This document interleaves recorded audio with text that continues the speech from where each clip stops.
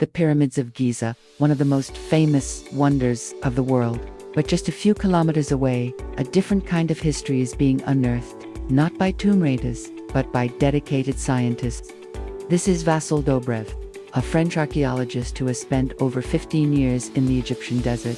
And right now, he's on the verge of a discovery that only happens once in a lifetime. His team has just cleared a vertical shaft, plunging 10 meters down into the heart of the desert. At the bottom, a cavity appears. It's the entrance to a tomb that has been sealed for over 4 millennia. Everything is decorated. It is beautiful. The colors are almost intact. This is the moment every archaeologist dreams of. But in modern Egypt, this dream is fragile. The country's treasures are caught between the promise of discovery and the constant threat of looters. The tomb belongs to a man named Sabe, a priest and scribe who lived over 4,000 years ago. The paintings on the wall aren't just decorations.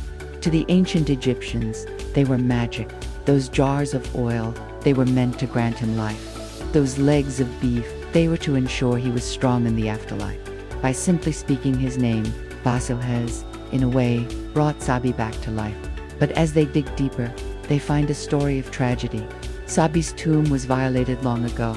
They find a smashed skull and a broken wooden statue, likely decapitated by ancient thieves who feared the owner's spirit would report them to the gods. Doesn't matter if the statuette isn't complete, what can still be saved must be saved. This ancient looting is a problem that has never stopped. Since the 2011 revolution, the situation has become critical. Poverty and the dream of striking it rich have driven locals to dig illegally. Abdu, the Egyptian inspector, shows us the evident huge craters in the desert where looters use bulldozers, and a village cemetery that has expanded onto the archaeological site. These aren't just graves. They're covers for secret excavations. The police, armed and ready, raid a small grocery store in the nearby village. Under the floorboards, hidden by a sheet of metal, they find a tunnel. The owner was digging straight down, searching for treasure. He even reached the door of an ancient temple before his pump broke. He was asking over 2 million euros for the house, hoping to sell his illegal dig to someone else. It's not just tombs in the desert that are at risk. During the 2011 revolution, the Cairo Museum found itself on the front lines.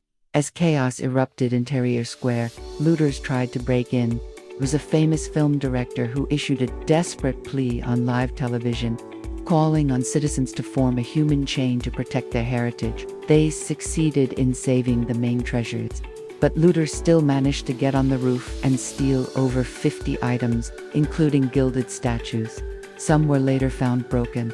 It was a stark reminder of how fragile history can be. To combat this, Egypt is building a fortress, the new Grand Egyptian Museum.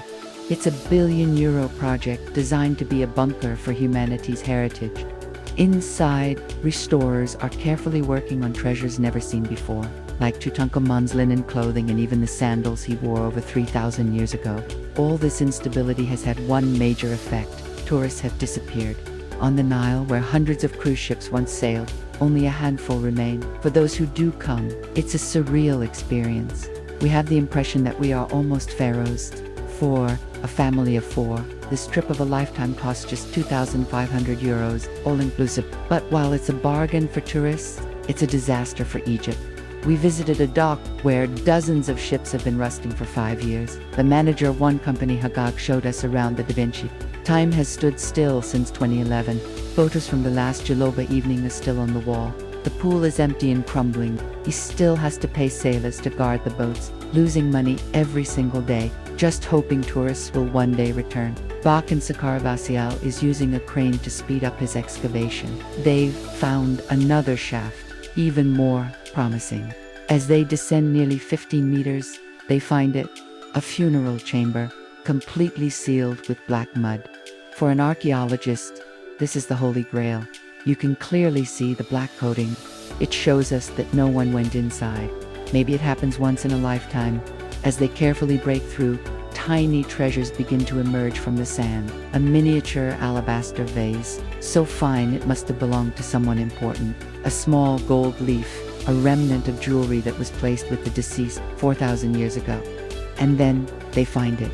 A stone sarcophagus, still sealed with its original mortar. This is it, the moment of truth. They lift the heavy lid. Inside is a mummy, wrapped in linen, but as the anthropologist examines it, she realizes it's not a royal mummy, but the body of a teenager, buried with incredible care. It's not the untouched royal tomb Vassil was hoping for, but it's a discovery that teaches them more about how ordinary, yet important, Egyptians faced death and the afterlife. From the top of the Step Pyramid, the oldest stone monument in the world, you can see the entire history of ancient Egypt laid out below. It's a breathtaking view, but it also shows the scale of the challenge. The desert is filled with tombs, and with people who want what's inside them.